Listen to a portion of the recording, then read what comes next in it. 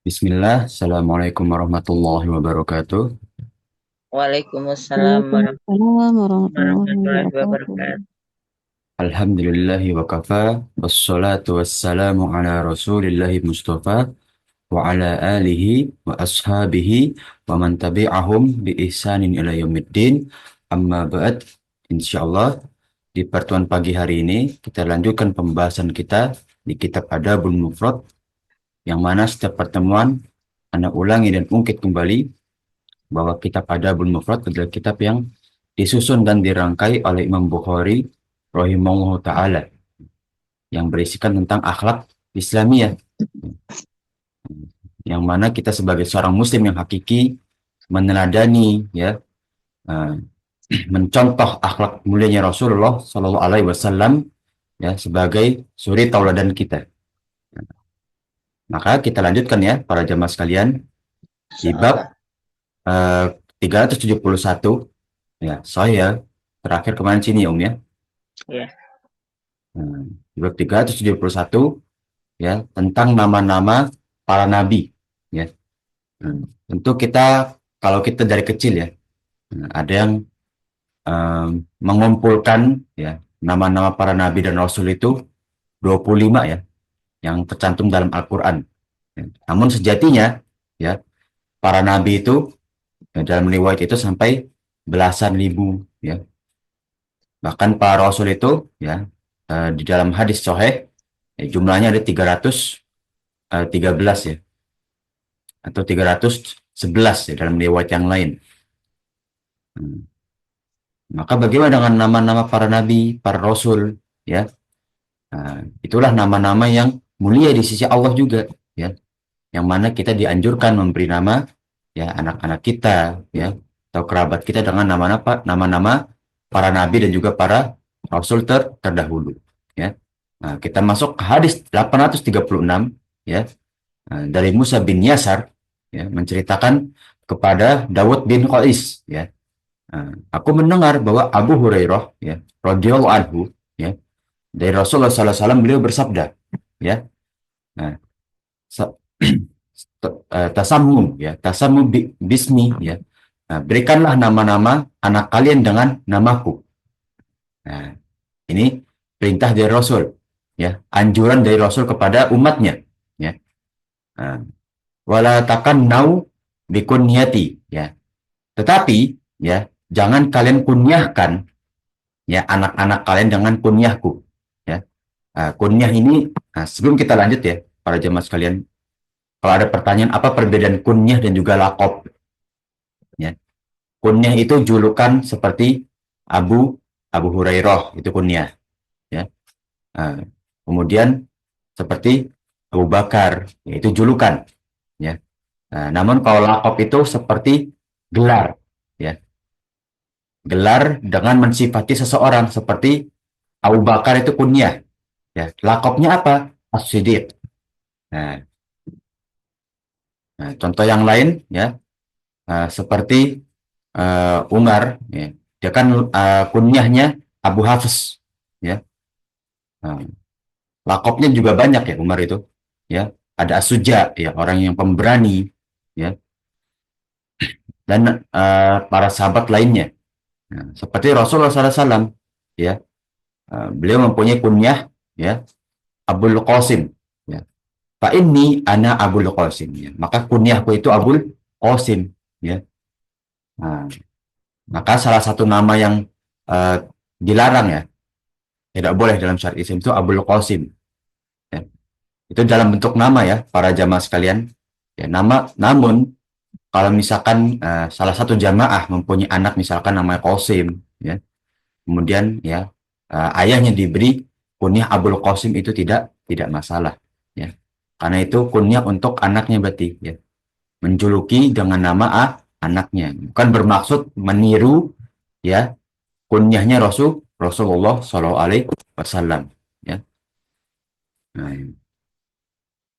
Nah, seperti di poin kedua di kandungan hadis, ya para ulama berselisih ya, yakhtaliful ulama ya, ulama berselisih ya tentang pendapat hukum berkunyah dengan kunyahnya Rasulullah Shallallahu Alaihi Wasallam, itu Abul Qasim.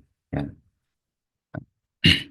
Dari pendapat ya syarah tersebut ya, pendapat yang lebih kuat ya, pada dari pandangan Imam ini ya, bahwasannya ya, eh, dengan kunyah Abul Qasim dibolehkan bagi setiap orang yang bernama Muhammad atau selainnya.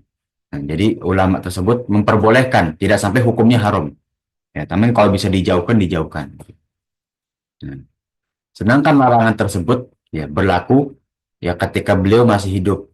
Ya, jadi pas beliau masih hidup lah larangan tersebut berlaku. Nah, di sini Anda jelaskan sedikit ya, para jemaah sekalian. Nah, jadi ada di hukum usul fikih, ya itu ada namanya nasakh hukum. Ya, ada hukum yang dinasakh. Apa itu dinasakh? Dinasakh itu dihapus hukum. Ya. Nah, jadi ada bahkan dalam Al-Quran pun ada yang dinasakh, hukumnya dihapus. Ya. Nah, seperti dalam hadis ini juga. Hadis ini ada, sahih. Ya. Nah, diriwayatkan oleh Abu Hurairah. Namun hukumnya dinasakh. Ya, bagi beberapa ulama hukumnya dinasakh. Ya. Tidak berlaku lagi untuk setelah Rasulullah SAW wafat. Nah, maka ya kita mengikuti syarah dari hadis ini bahwa diperbolehkan ya menamakan atau berkunyah dengan Abul Qasim. Ya. Kenapa? Karena larangannya berlaku pada zaman Rasulullah SAW masih hidup ya. Kemudian kita lanjut para jemaah sekalian ya. Di hadis 837 ya, dari Maula Rasul ya, asistennya Rasulullah SAW ya, sahabat Anas bin Malik radhiyallahu anhu, dia berkata ya, Rasulullah Shallallahu Alaihi Wasallam ya pernah berada di gurun pasir ya. Lalu ada seseorang berkata ya, ya Abul Qasim ya, wahai Abul Qasim ya, ini kunyahnya Rasulullah ya. Maka Rasulullah SAW menoleh kepadanya ya. Kemudian orang tersebut berkata ya, ya Rasulullah, wahai Rasulullah, sesungguhnya aku memanggil orang ini ya. Nah, maka Rasulullah SAW bersabda ya, berilah nama dengan namaku, tapi jangan memberi kunyah denganku, kunyahku. Nah, jadi pada zaman Rasulullah, kembali kita ulangi ya, Rasulullah SAW melarang para sahabatnya ya memberi kunyah mirip dengan kunyahnya Rasulullah ya. Nah, kita lanjut para jemaah sekalian di hadis 838 ya, dari Yusuf bin Abdullah bin Salam ya, menceritakan kepada Yahya bin Abil, ia berkata ya, Rasulullah Shallallahu Alaihi Wasallam memberi namaku dengan nama Yusuf ya, salah satu nama Nabi ya. Nah, lalu beliau mendudukkanku di atas pangkuannya dan mengusap kepalaku. Nah, maka ya kita lihat di penjelasan hadis ya, nama Yusuf yang diberikan nama tersebut adalah salah satu ya nama dari anak sahabat yaitu Abdullah bin Salam ya, yang mana dari kaum Yahudi sebelumnya ya, kemudian masuk ke dalam Islam ya. Nah, inilah ya bagaimana Rasulullah SAW ya memberikan nama-nama para sahabat juga dengan nama-nama Nabi sebelumnya ya, yang mana tentu disyariatkan juga ya. Ya, kita memberikan nama ya seperti nama nabi-nabi sebelumnya ya, baik nama Rasulullah sendiri itu nama Muhammad ya, atau Nabi Isa ya, Rasul sebelum uh, Rasul kita, Rasul terakhir ya. Kemudian nama-nama yang lain ya, Nabi Adam ya, Nabi Yusuf yang yang sering dipakai juga ya kan. Ada mungkin yang jarang seperti Nabi Ilyas ya, dan nabi-nabi yang lainnya ya, disyariatkan menamakan anak cucu kita dengan nama para nabi ya. Nah, ini salah satu syariat dalam Islam ya, yang mana mungkin kalau di Indonesia kurang dipakai mungkin, atau jarang orang mengetahui keutamaan dari penamaan anak dengan nama-nama nabi ya. Nah, walaupun tidak harus ya. Nah, kalau kita misalkan ingin menamakan ya seperti kelas kita ya, kelas Al-Abror ini ya, yang berarti kan kebaikan, itu tidak masalah ya. Nah, karena kita ingin ya dengan nama tersebut kita mendoakan ya, misalkan majelis kelas ini menjadikan majelis atau kelas yang penuh dengan kebaikan ya, maka kita namakan dengan abror, ya, yang berartikan kebaikan-kebaikan. Atau misalkan kita punya anak, ya, kita namakan dengan as-sodiq, ya, sodiq itu orang yang terpercaya, itu juga bagus, ya.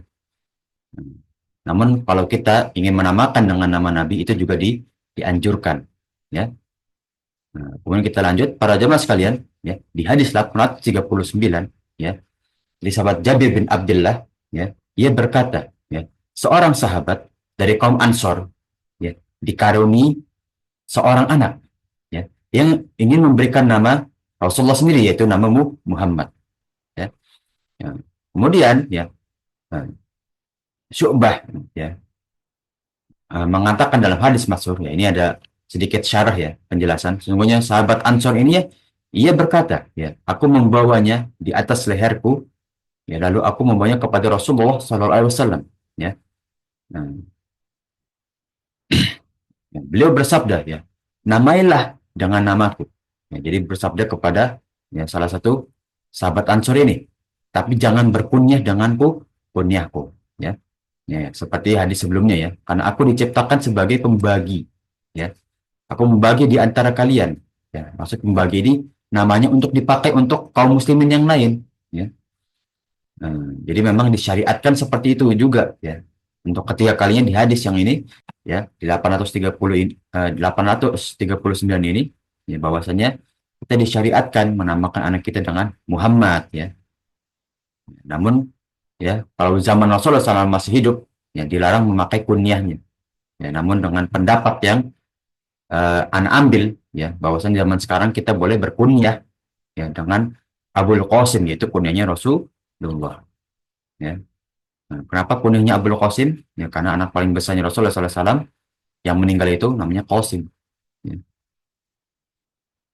Nah, jadi nggak ada anaknya Rasulullah SAW yang hidup sampai besar, ya. Nah, semuanya wafat ketika masih kecil. Ya, kita lanjut ke hadis 840, ya, dari Abu Musa al-Asy'ari, ya, ia berkata, ya, aku dikaruniai seorang anak, lalu aku membawanya untuk menemui Rasulullah Shallallahu Alaihi Wasallam. Ya. Beliau memberinya nama dengan Ibrahim, lagi-lagi nama uh, Rasul dan juga Nabi, ya. Lalu beliau mentahnik. Nah, ini yang sebelumnya ada yang menanyakan tentang tahnik, ya. Nah, sudah jawab di grup bahwa ini syariat dalam Islam, ya. Mentahnik yaitu menempelkan, ya, kurma, ya, terutama kurma yang kering, ya. Jadi kalau tahnik itu lebih utama kurma yang kering, bukan rutop, bukan kurma basah. Nah, di atas langit-langit mulut bayi, ya, dengan kurma dan mendoakannya keberkahan, ya. Setelah itu Rasulullah SAW menyerahkannya kembali kepadaku dan berwasiat, anak ini adalah anak Abu Musa yang paling tua, ya. Nah, jadi kunyahkanlah dirimu, ya, dengan anak terbesarmu. Nah, maka disinilah biar sahabat Abu Musa al-Asy'ari akhirnya menamakan dirinya sendiri dengan Abu Musa, ya, karena anak terbesarnya itu Musa, ya. Lagi-lagi nama Rasul, ya. Kemudian kita lanjut, ya, ke bab selanjutnya, hazan, ya. Nah, seperti di bab-bab sebelumnya di pertemuan yang lalu, ya, ada beberapa nama yang dilarang dalam Islam karena maknanya kurang baik, ya. Salah satunya ini hazan, ya. Nah, di hadis 841, ya, dari Said bin Al-Musayyib, ya, dari abinya, ayahnya, dari kakeknya, bahwasanya ia pernah menemui Rasulullah SAW, lalu beliau bertanya, siapa namamu? Ya. Nah, lalu ia menjawab Hazan, ya. Nah, maka Rasulullah SAW, ya, bersabda, engkau adalah Sahal, ya. Maka ia berkata, aku tidak akan mengubah nama yang diberikan oleh ayahku, ya. Nah, maka Ibnu Musayyab berkata, ya, maka kekakuan selalu ada pada kami setelah itu. Nah, karena dari kakeknya, ya, uh, dari Said bin Al-Musayyab, ya, tidak ingin merubah nama, ya, yang mana diperintahkan oleh Rasulullah SAW, ya, akhirnya sampai anak cucunya itu mempunyai sikap yang keras. Hazan itu para jamaah sekalian, ya, ini penjelasan kata ada, ya, hazan, ya, dengan huruf H, fathuh H, ya, kemudian zannya disukunkan, ya, Nah, ini artinya itu keras kepala. Secara akhlak itu keras kepala gitu. Ya. Maka di sini Rasulullah SAW ya kan mencariatkan dengan mengganti nama Sahal. Ya, nama Sahal itu artinya mudah, orang yang mudah, lemah lembut. Ya.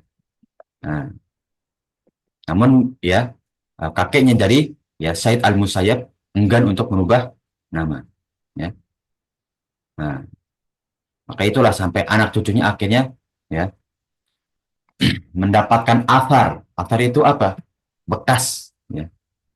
Nah, karena kakeknya tidak ingin merubah nama, akhirnya teruslah nama itu menjadi doa untuk anak keturunannya. Ya, sampai akhirnya anak keturunannya itu mempunyai sikap yang keras. Ya. Nah, inilah ya dalam Islam sekali lagi ya segala bentuk ya aspek dalam berakhlak ya itu diperhatikan ya baik keseharian kita, sosial kita, ya akhlak di keluarga kita, akhlak kepada orang-orang terdekat kita, ya bahkan akhlak ketika kita sendiri itu ada. Ya, seperti dalam hadis ini, ya kita ya bagaimana kita menyampaikan akhlak kita dengan memberikan nama kepada anak cucu kita dengan nama-nama yang baik, seperti nama Rasul atau nama-nama dalam bahasa Arab yang bermakna baik. Ya. Nah, itulah hikmah yang bisa kita ambil dari hadis 841. Kita lanjut para jamaah sekalian di bab selanjutnya. Nama-nama dan juga kunyahnya Rasulullah. Ya. Yang tadi kita dapatkan kan ada salah satunya Abul Qasim. Ya. Nah, yang paling terkenal ya kunyah Rasulullah Sallallahu Alaihi Wasallam. Ya. Maka kita lanjut ke hadis 842. Ya, dari Jabir bin Abdullah, dia berkata, ya seseorang dari kami dikaruniai anak.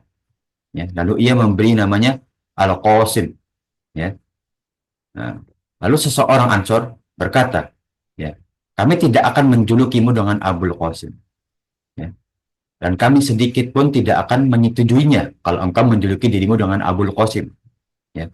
Lalu orang tersebut yang melahirkan anak seorang Al-Qasim, yang dinamai Al-Qasim, menemui Rasulullah SAW dan memberitahukan apa yang orang-orang Ansor katakan. Ya. Maka Rasulullah SAW bersabda, ya, orang-orang Ansor telah berbuat kebaikan. Nah, jadi benar ya, namailah kalian dengan namaku, tapi jangan kalian kunyahkan dengan kunyah. Nah, ini ya sekali lagi Anda ulangi, ya kalau zaman sekarang ya Allah alam ya para ulama telah menasakh hukum tersebut ya. Hukumnya tidak berlaku lagi pada zaman Rasulullah SAW wafat ya. Nah, jadi sahabat Munzir ya, ia berkata, ya, aku mendengar Muhammad ya Ibnu Hanafiyah ya berkata, nah, suatu rukhsah itu keringanan ya. Nah, ditetapkan oleh Ali bin Abi Thalib. Ia berkata, ya, wahai Rasulullah, jika aku dikaruni anak setelahmu, ya, aku akan memberi nama dengan namamu dan memberi kunyah dengan kunyahmu. Nah, lalu Rasulullah SAW menjawab, ya, ya berarti boleh. Ya. Nah, maka dalam hal ini merupakan isyarat bahwa larangan memberi nama atau mengkunyah dengan kunyah Rasulullah SAW hanya bersifat makruh. Ya, nah, jadi kita udah jelas ya pada zaman sekarang bahkan pada zaman Rasulullah SAW ya mengkunyahkan dengan nama dengan kunyahnya Rasul Abul Qasim hukumnya bukan haram, makruh. Ya, nah, nah, karena kalau seharusnya kalau hukumnya haram bahkan sahabat Ali pun ya itu dilarang karena hukumnya haram nggak boleh. Tapi kalau makruh ya Rasulullah SAW masih memberi kesempatan atau keringanan bagi para sahabat yang ingin mengkunyah anaknya dengan atau mengkunyah dirinya dengan Abul Qasim. Lanjut para jemaah sekalian ya ke hadis 844 ya dari sahabat Abu Hurairah radhiyallahu anhu ya Rasulullah SAW melarang menggabung antara nama beliau dan julukannya. Dan beliau bersabda, aku Abdul Qasim. Ya, Allah memberi dan aku ya membaginya. Ya. Nah, maksudnya menyerahkan nama-namaku untuk orang lain itu disyariatkan. Ya. Nah, jadi inilah ya perintah dari Allah Subhanahu Wa Taala ya. Nah, bahwasanya ya memang dikunyakan oleh Abul Qasim. Ya. Kalau zaman sekarang ya Seperti tadi anak ulangi kembali, ya, kita sudah diperbolehkan untuk mengkunyah atau memberi nama dengan Abul Qasim. Ya, karena hukumnya sudah dinasah. Ya.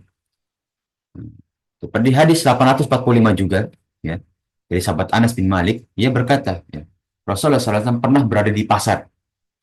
Lalu seseorang menyapa, ya, wahai Abul Qasim, ya, maka Rasulullah SAW menoleh. Dan orang itu berkata, aku memanggil orang selainmu, Fulan. Ya. Nah, maka Rasulullah SAW, ya, ah, bersabda, ya, namalah kalian dengan namaku, namun jangan kalian kunyakan dengan kunyahku. Ya. Lagi dan lagi, ya. Kita lanjut para jemaah sekalian, ya, ke bab selanjutnya, ya.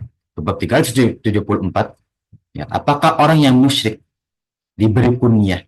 Ya, karena kita telah bahas, ya, di pertemuan yang lalu, kunyah itu syariatkan dalam Islam, ya. Berarti itu syariatnya Islam sebetulnya, ya. Nah, apakah orang musyrik boleh, ya, ya, berkunyah juga?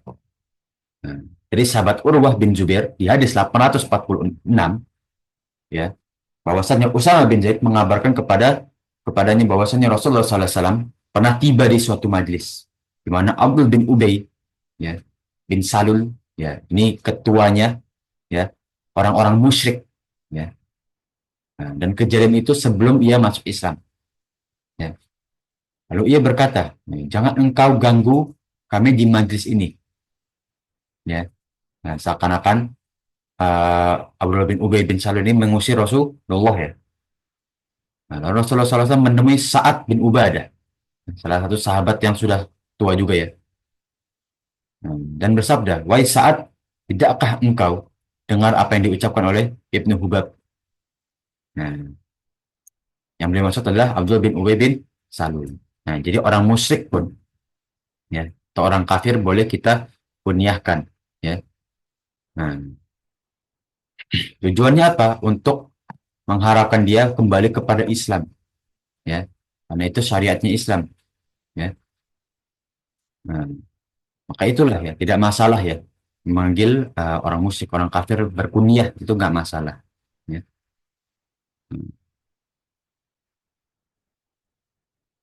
Namun kita juga berharap, ya, pada orang-orang musyrik, ya, orang-orang kafir yang ada hidup di dekat kita, semoga diberikan hidayah, ya, diberikan petunjuk untuk masuk Islam.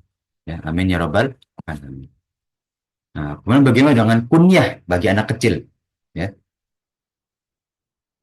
maka kita lihat di hadis di bab 375, di hadis 847, ya, dari sahabat Anas bin Malik kembali, ya, ia berkata, ya, Rasulullah SAW pernah menemui kami, ya, para sahabat, dan aku mempunyai seorang adik yang dijuluki Abu Umayyah.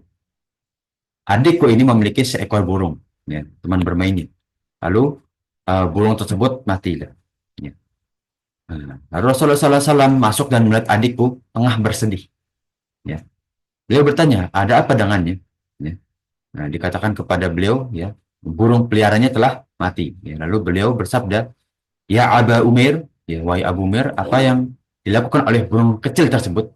Ya, atau apa yang terjadi pada burung kecil tersebut? Nah, maka dalam hadis ini, ya, diperbolehkan anak kecil itu mempunyai kunyah, tidak masalah, ya. Hmm. Ya, walaupun dia belum punya anak tentu, ya, masih kecil, ya. Nah, karena hal ini tidak dilarang atau tidak didustakan oleh Rasulullah, ya. Hmm. Nah, kemudian di bab selanjutnya, ya, bagi seseorang yang sudah dewasa namun tidak punya anak, ya. Nah, bagaimana dengan kunyah tersebut? Nah, jadi dari Ibrahim, ya, An-Nakhai, ya, bahwasanya Abdullah memberi kunyah dengan Abu Sibil, ya, pada Alqamah, ya, sebelum ia mempunyai anak, ya. Dan juga dari Alqamah, ya, ia berkata, ya, Abdul memberiku kunyah, ya, sebelum aku dikaruniai seorang anak, ya. Jadi kunyah itu tidak hanya kepada orang yang punya anak, ya, walaupun memang syariatnya, ya, kunyah itu dikunyahkan kepada anak pertama, namun tidak masalah, ya. Nah, ketika seseorang ingin mengkunyahkan diri sendiri, ya, walaupun belum punya uh, seorang anak, ya. Nah, tadi kita sebutkan, ya, terjadi pada para sahabat yang laki ya. Bagaimana dengan kunyah bagi perempuan ya?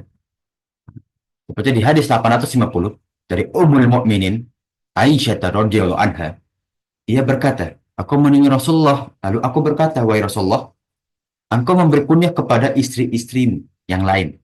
Nah, di sini Aisyah sedikit cemburu ya. Nah, maka berilah aku kunyah juga, ya. Nah, lalu ya beliau bersabda, ya berkunyahlah dengan nama putra saudari perempuanmu yaitu Abdullah, ya. Nah, ya, jadi nggak masalah ya untuk perempuan ya. Misalkan Ummu siapa, Ummu ini, Ummu Abdullah ya, atau Ummu yang lain ya. Seperti yang kita pakai zaman sekarang juga seperti itu ya. Nah, berkunyah dengan anak pertama, baik ayahnya ataupun ibunya ya.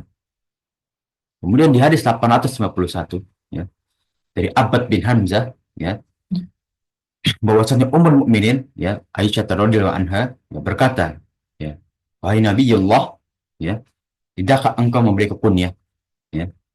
Nah, maka Rasulullah SAW bersabda ya, berkunyah dengan nama nama anakmu ya, dengan nama keponakannya Aisyah ya Ummul Mukminin yaitu Abdullah bin Az-Zubair ya.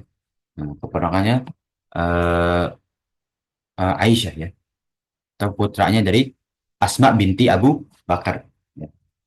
Putra dari saudarinya ya. Maka ia berpunya dengan Abu Abdullah, Ummu Abdullah afwan. Hmm. Nah, kita lanjut ya.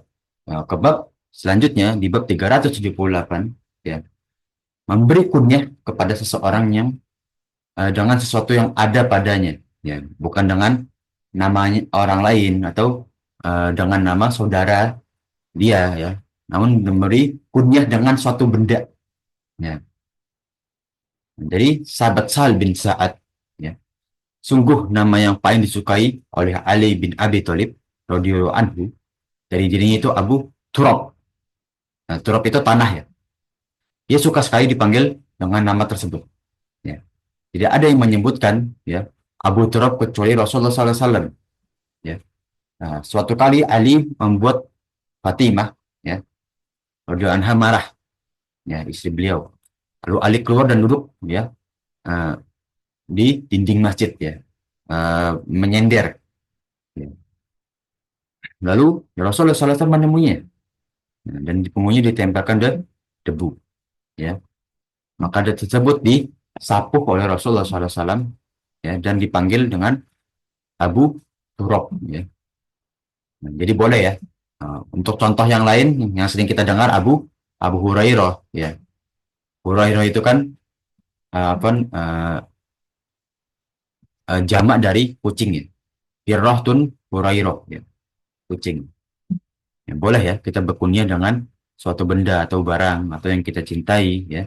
Tidak masalah ya. Kemudian ya di bab selanjutnya ya. Nah, ini ada salah satu uh, akhlak yang terlihat sepele ya. Nah, namun dalam Islam diperhatikan ya. Di bab 379 ya, bagaimana cara berjalan ya para pembesar dan mereka memiliki keutamaan ya. Bahkan dari jalan, cara berjalan atau yang lain itu diriwayatkan, diperhatikan dalam Islam ya. Nah, di hadis 853 dari sahabat Anas bin Malik, ia berkata, ya, ketika Rasulullah SAW berada di salah satu kebun kurma ya, nah, yang dimiliki oleh Abu Talha ya, beliau hendak membuang hajat di kebun tersebut ya, sementara Bilal bin Rabah berjalan di belakang beliau ya, untuk menghormati Rasulullah SAW ya. Nah, tidak berjalan di samping beliau setelah buang hajat ya. Rasulullah SAW berjalan melewati kuburan, lalu beliau berdiam diri ya. Hingga ketika Bilal telah berada di dekat beliau ya, beliau bertanya kepada Bilal ya, semoga engkau mendapatkan rahmat wahai Bilal ya, apakah engkau mendengar apa yang aku dengar? Maka Bilal menjawab, aku tidak mendengar apapun wahai Rasulullah. Lalu Rasulullah SAW bersabda, penghuni kubur ini sedang diazab. Ternyata kemudian diketahui bahwa ia adalah seorang ya Yahudi ya. Nah, inilah adab bagaimana para sahabat sangat menghormati Rasulullah. Ya, mereka tidak berani ya berjalan bersampingan ya. Nah, dengan Rasulullah ya, seakan-akan seperti satu derajat, tidak berani. Ya. Nah, begitulah para sahabat saking memuliakan Rasulullah. Ya, mereka tahu ya Rasulullah ini memiliki kedudukan yang berbeda. Ya. Rasul ini mempunyai keutamaan yang berbeda. Ya. Dan juga dalam hadis ini ya diriwayatkan benar adanya tentang azab azab kubur. Ya, yang mana azab kubur tersebut ya ada setelah fitnah kubur ya. Jadi ada fitnah kubur dulu baru ada azab atau nikmat kubur ya. Ini yang pernah kita bahas juga ya. Nah, di hadis-hadis di jilid sebelumnya bahkan ya tentang fitnah kubur. Hmm. Kita lanjut para jamaah sekalian ya. Nah, di bab ya tentang ini ya buang hajat ya. Yang mana tidak boleh diganggu ya intinya dari buang hajat ya. Memang keutamaan ya. Hmm.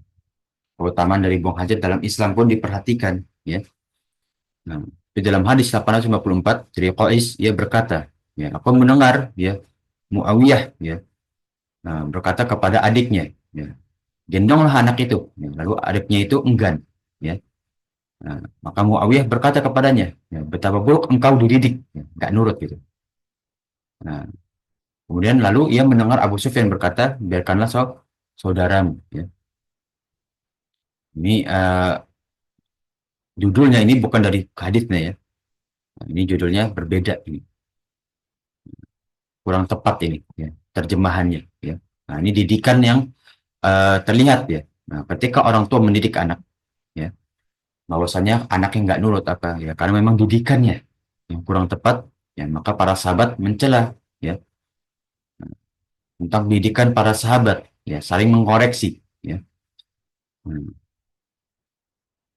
Nah, disinilah Abu Sufyan, ya, uh, menolak ya tentang celaannya Muawiyah, ya, terhadap adiknya, ya, di mana dia mendidik anak tersebut kurang baik gitu ya.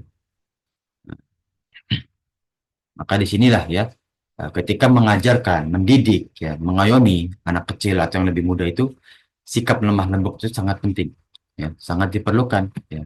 Dan inilah salah satu sikapnya Rasulullah, ya, yang seperti kita bahas ya, sifat-sifat Rasulullah, ya, ada lemah lembut, ya, beliau juga seseorang yang pemalu, ya. Kemudian di hadis 855 ya dari Amr bin As ya, ia berkata, jika sahabat karib banyak ya uh, karib banyak pula yang berpiutang ya, berhutang ya. Aku bertanya kepada Musa ya, apa maksud dari piutang? Ya, itu banyak hak ya.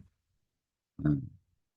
Maka hak-hak yang kita tidak tunaikan kepada saudara-saudara kita ya, yang melakukan itu adalah yang harus kita tunaikan, wajib kita tunaikan. Ya, itu seperti piutang ya. Seperti kepala keluarga kepada anak-anaknya, kepada istrinya, ya itu wajib memberikan nafkah. Ya maka itu hak bagi keluarganya. Nah, tidak boleh ditinggalkan. Ya, nah, itu seperti piutang, ya, seperti hutang yang harus dilunaskan, yang nanti akan ditagih di akhirat oleh Allah Subhanahu wa Ta'ala. Ya, semoga kita menjadi hamba Allah yang terus-menerus yang menunaikan kewajiban kita dan memberikan hak orang lain. Amin ya Rabbal alamin. Ya. Kemudian kita lanjut para jemaah sekalian ya di bab 381 ya. Nah, tentang bagaimana kebiasaan kaum Quraisy ya. Ya, Rasulullah SAW diutus di tengah kaum Quraisy yang pada saat tersebut ya pada zaman tersebut ya zaman jahiliyah kaum Quraisy terkenal dengan syair-syairnya ya dengan lantunan syairnya seperti dalam hadis ini ya tentang syair ya yang mana ya boleh melantunkan syair asal ada hikmah dan maknanya ya. Dari Khalid ya Ibnu Qaisan dia berkata ya aku pernah berada di tempat bersama Ibnu Umar ya lalu Iyas ya bin Qaisamah ya, berdiri di depannya dia berkata maukah engkau aku dengarkan syairku ya Wahai Ibnul Faruq, ya, ia menjawab, ya tentu, ya, tetapi jangan engkau berdendang untukku, ya, kecuali sesuatu yang baik, ya. Jangan engkau bersyair namun tidak ada hikmahnya, tidak ada maknanya, ya. Karena itu kalam fadi, ya, apa, nggak ada maknanya perkataan tersebut. Lalu ia, ya, bersyair untuk Ibnu Umar hingga sampai kepada suatu yang tidak ia sukai, ya. Kemudian Ibnu Umar berkata, cukup, ya. Nah, maka syair itu boleh, ya. Hmm. Asal ada maknanya, ya. Nah, ya, itu kalau zaman sekarang, ya, kadang syair itu iringi dengan lantunan lagu, ya. Itu tidak boleh. Itu sudah termasuklah lagu, ya, musik. Nah, namun syair-syair pada zaman jahiliyah, ya, seperti kalau para umat sekalian, ya, pernah melihat kitab Balaghah, itu banyak syair-syair yang baik intinya, ya. Bahkan ada beberapa syair yang sambil melantunkan syariat-syariat Islam juga, ya. Itu tidak masalah, ya. Kemudian kita lanjut para jemaah sekalian, ya. Di hadis 857, ya. Dari Qatadah, dia mendengar dari Mutarrif, ya, dan berkata, aku menemani Imran bin Husain dari Kufah hingga Basrah, jauh, ya. Di Kufah hingga Basrah, ya. Tidak jarang ia singgah di suatu tempat di mana ia turun dan mensyairkan sesuatu. Ya, ia berkata, sungguh, ya, dari dalam jumlah, ya, dalam jumlah kalimat yang berisi sindiran terhadap kelonggaran sehingga tidak ada perlu berdusta, ya.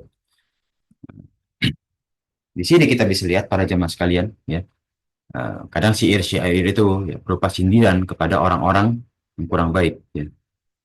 Uh, Ta'rid, ya, kita lihat ada ma'arid, ya. Ta'rid, ya, yang terkandung dalam syair tersebut, ya, itu menyindir dengan kata-kata, ya. Nah, salah satu ulama Al-Juhairi mengatakan at-ta'rid adalah kebalikan dari taswih, ya, ucapan yang tegas. Itu menyembunyikan sesuatu dalam ucapan, ya. Nah, ta'rid, ya, itu memiliki dua sisi, ya, atau dua makna, ya, benar atau dusta, ya. Jadi sisi lahir dan juga batin. Antara ta'rid tersebut benar untuk menyindir orang atau tidak ada makna terselubung, gitu kan. Nah, maka ta'rid ini, ya, tergantung dari makna omongan tersebut, ya. Ya, walaupun dalam Islam mubah, ya, namun hukumnya bisa berubah menjadi makruh, ya, tergantung dari makna sindirannya, ya.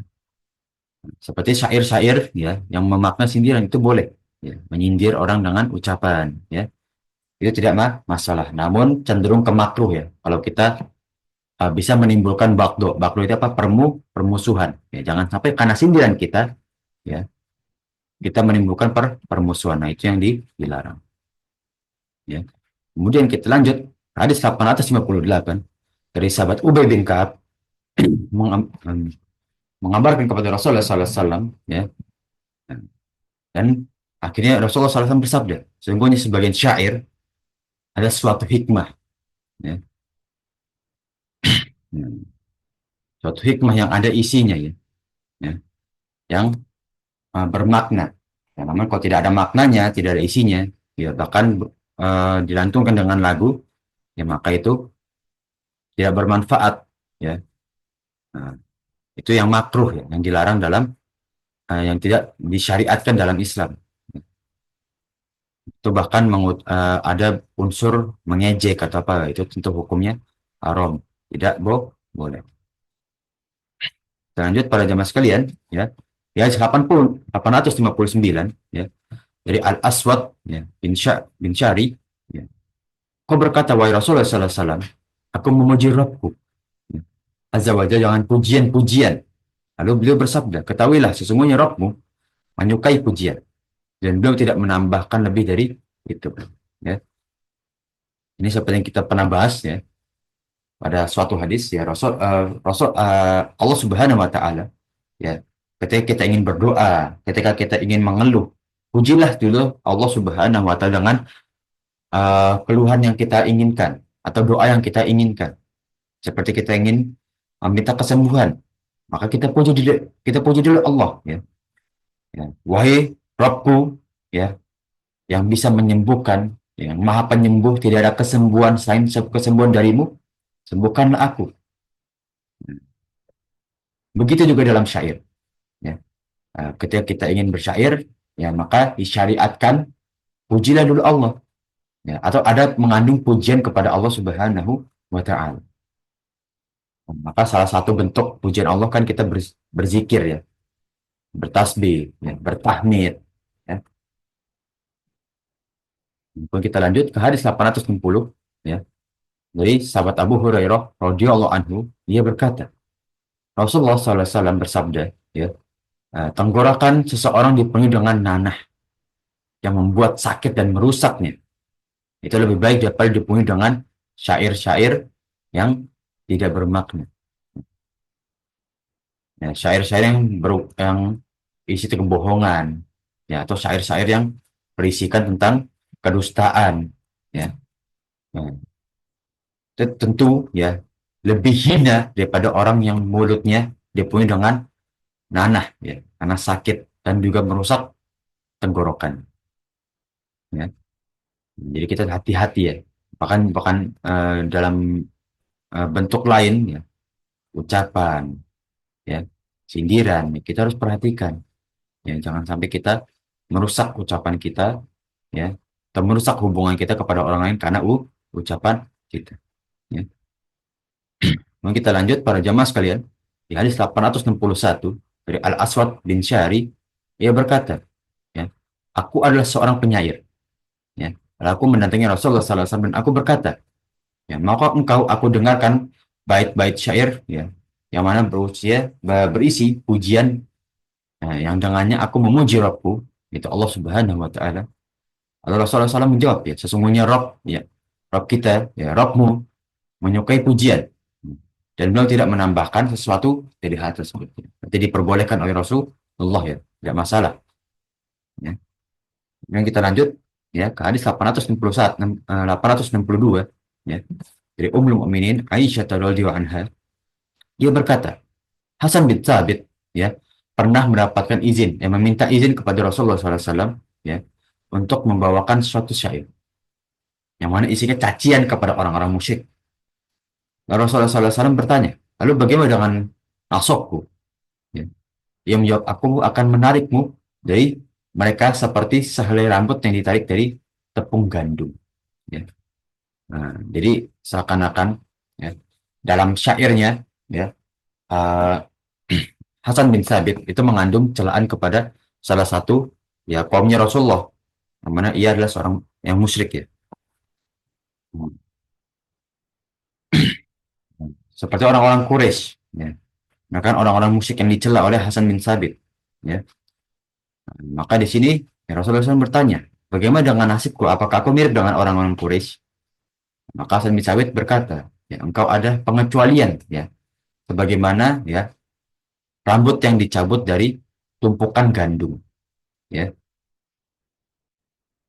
Engkau berbeda Rasulullah SAW, ya, tidak seperti orang-orang Quraisy yang lainnya, ya, yang mana terkenal orang-orang Quraisy itu suka gibah, ya, suka memfitnah, ya, suka mengadu domba satu sama lain, ya.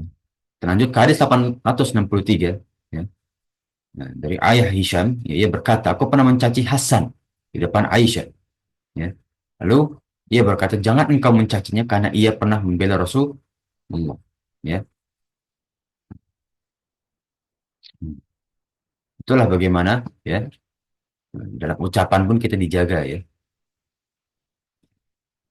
Jangan sampai kita mencaci, ya, hingga akhirnya, ya, uh, salah satu keluarga atau ahlul baitnya Rasulullah SAW, ya, mencela hal tersebut, ya.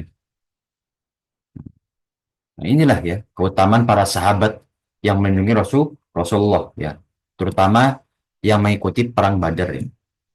Para sahabat yang mengikuti perang Badar memiliki keutamaan, ya. Nah, bahkan dijamin oleh Allah Subhanahu wa Ta'ala dosa-dosa dia diampuni, ya, dan diperbolehkan berbuat sesuka mereka.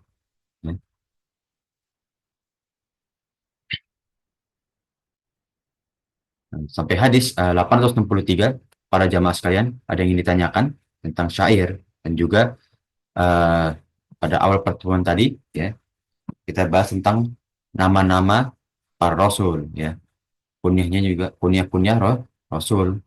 Ada yang ditanyakan para jamaah sekalian? Sudah cukup insya Allah. Assalamualaikum warahmatullahi wabarakatuh, Ustaz. Waalaikumsalam Artinya warahmatullahi syair wabarakatuh. syair yang didendangkan itu kan nasyid gitu. Ya, Boleh ya, nasyid. Ustaz ya? Boleh, nasyid Tanpa musik. tanpa musik.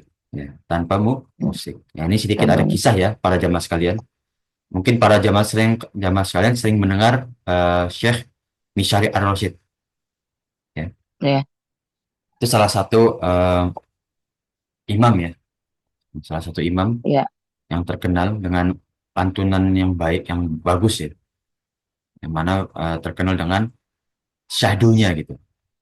Beberapa ulama, ya ulama zaman sekarang, karena Syekh Misyari Ar-Rasyid ini sering bernasid ya. Kalau para jamaah sekalian searching di Google, nasid-nasidnya Misyari Ar-Rasyid ini kadang ada backsound, ya. Walaupun backsoundnya kadang masih suara orang ya. Namun beberapa ulama itu mencela, ya. Ini sudah seperti lagu, ya. Seakan-akan ada lantunan nadanya. Itu bahkan seperti itu saja, ya. Para ulama berhati-hati jangan sampai dengan lantunan nasyid, ya, atau syair yang ingin diperindah, namun akhirnya mirip dengan lagu yang dinadakan. Jangan sampai tahap ke situ lah. Maka syair, nasyid itu ya cukup kita ucapkan ya dengan ucapan-ucapan yang tepat aja. Itu udah cukup bagus kok. Tidak tidak perlu dinada-nadakan seperti apa.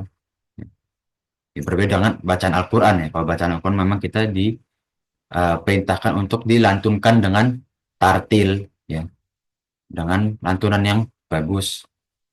Berbeda dengan nasyid. Itu ya, insya Allah ya. Ada yang ingin ditanyakan lagi dari jamaah yang lain atau umat yang lain? Atau sudah cukup insya Allah? Ada lagi. Insya Allah cukup, Ustaz. Sudah cukup ya. Insya Allah kalau sudah cukup ya, eh, kita mungkin untuk nasyid ya. Mungkin kita lanjut sedikit lagi ya, para jemaah sekalian ya. Baik.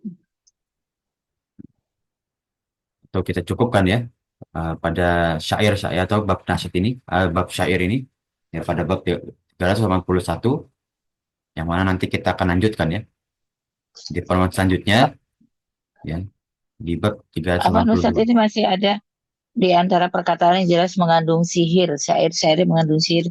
Kita bahas sekarang atau hari Kamis? Eh, Afwan, coba lihat ya, Hmm. mengandung sihir. Iya. Kalau di Ana itu masih babnya cukup jauh. Oh, Oh, baik. ya, Baik, Ustaz. apa tata letaknya bahkan masih agak jauh. Nah, Oh, memang baik. tentang Gak si apa-apa. syair ini agak dilema ya, karena eh, di zaman Quraisy pun, ya, zaman jahiliyah pun, beberapa penyihir itu, ya, mereka itu menuliskan di lempah itu, ya, kulit-kulit binatang itu, mereka tuliskan sihir mereka pakai syair, ya, dan juga mereka lantunkan, ya, syair-syair itu yang mana membisikkan kesyirikan. Ya, jadi agak dilema memang syair ini. Ya, harus diucapkan dengan tepat ya. Ya, yang mana kalau syair itu dasar belajar itu balaghah.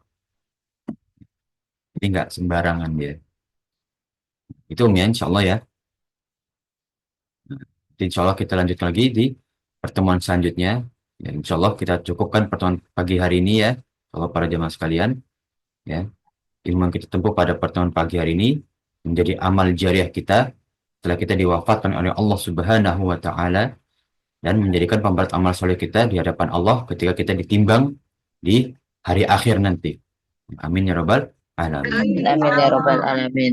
Dan insya Allah ya kita dipertemukan ya sampai nanti kepada umatnya Rasulullah SAW dengan keadaan dosa-dosa kita telah diampuni. Amin ya Rabbal.